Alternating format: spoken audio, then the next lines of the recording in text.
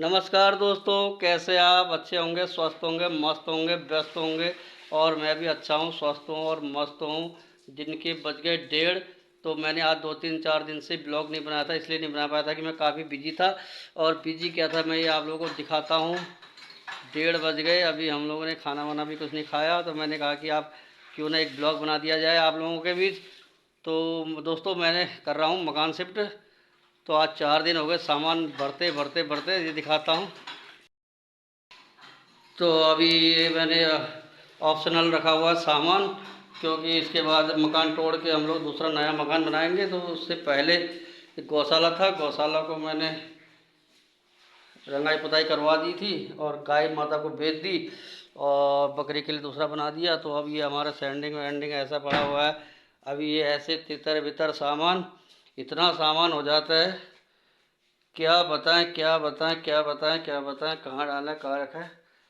तो ये सामान अभी हमारा खच्चर बच्चर, और देखें, और लगभग लाइट वाइट का उधर का कर दिया है। अभी ये सामान की हमारी सेटिंग नहीं हो पाई है, आस्ते आस्ते सेटिंग कर रहे हैं। और इसी में ये सामान ऐसे फेंक रखे जैसे जो मर्जी जहाँ आए वहाँ रख दिया है। और अभी शिफ्ट करने में आस्ते आस्ते 2-4-5 दिन लगेंगे, तो इसीलिए मैं ब्लॉग नहीं बना पा रहा था।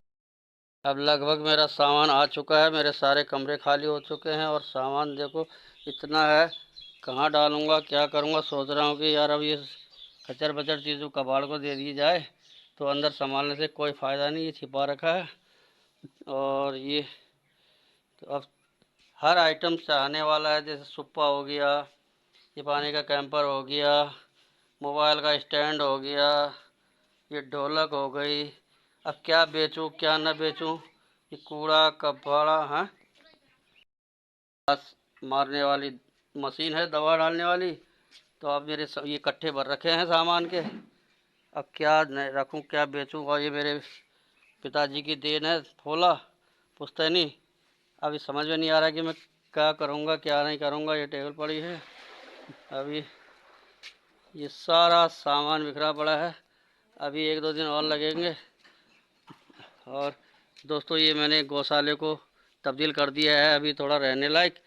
और जो हमारे बकरी थी, गॉड फार्म बना के मैंने यहाँ तैयार कर दिया। मेरी बकरियाँ यहाँ रह रही हैं। डॉली अभी छाया है तो उसके नीचे बांध दिया है। और ये बचा कुचा ये पूरा सामान, ये सब सामान को अब निकाला जाएगा, छांट छांट के बेच दिया जाएगा। ये सब कट्टों में सामान भरा पड़ा है। तो इसीलिए ज़िंदगी में हर चीज़ चाहने वाली होती है। अगर एक भी बैग खोल के देखो या एक भी डब्बा देखो, तो उसमें कील होगी, सुई होगा, सब्बल होगा। ये मकान है जिन्हें हमें 30 साल इसमें रहने को मिला। उसके बाद अब इसकी तुड़ाई होगी कल से। लगभग लगभग ये हमने खाली कर दिया है। ये बरामदा पूरा खाली हो गया, गैलरी। और ये कैमरे में थोड़ा सा ये चारपाई एयर कूलर और कूलर ये आइटम बचा है, सब समाप्त कर दिया है। इसकी लाइट वाइट बिजली का सारा काम हमने निकाल दिया, खिड़की दरवाजे निकालने से ऐसे। उसके बाद जो किचन वाला कमरा था उसको भी पूरा ही खाली कर दिया है, ये देखो। और ये पूरे सिलेंडर सब साफ हो गई है। अब ये पशुआहार रह गया है, खाने वाली गौ माता तो चली गई है। इस पशुआहार का इलाज किया जाएगा, पशुआहार किसी को दे दिया जाएगा। और ये कमरा है दोस्तों, ये कमरा भी हमने लगभग लगभग पूर्ण रूप से खाली कर दिया है। मीटर वीटर सब सब हटा दिया है, दरवाजे। अब ये कमरा रह गया है। इस कमरे में थोड़ा सा सामान है ऊपर, तो ये सामान अब खाना खाने के बाद निपटाएंगे, क्योंकि थकाई भी लग गई है। और शाम के समय इसको सेटिंग कर देंगे। ठीक, और अभी बचा हुआ है। तो दोस्तों, जीवन में जीने के लिए हर चीज़ की आवश्यकता पड़ती है। और यह है तिम्र की लकड़ी, जो पहाड़ से लेके आया था तिम्र। और सभी लोग पहाड़ी लोग जानते होंगे तिम्र की लकड़ी। तो इसका भी बड़ा महत्व है, तो इसलिए सब चीज़ को संभाल के रखना पड़ता है। और ये है हमारी ज़िंदगी।